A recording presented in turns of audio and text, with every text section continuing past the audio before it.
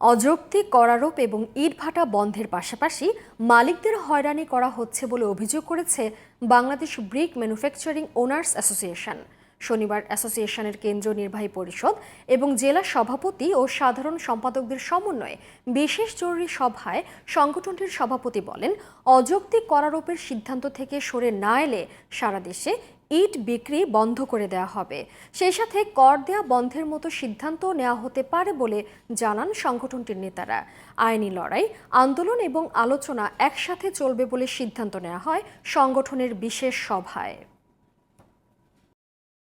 যদি আমাদের এই ভ্যাট এবং ট্যাক্স কোনোভাবে বাড়িয়ে দেয়, আমরা সেটা কোনোভাবে মেনে নেব না এবং তার প্রতিবাদে সারা বাংলাদেশে আমরা প্রতিবাদ এবং প্রতিরোধ গড়ে তুলব এবং আমাদের উৎপাদন এবং ইট বিক্রি বন্ধ করে দেব।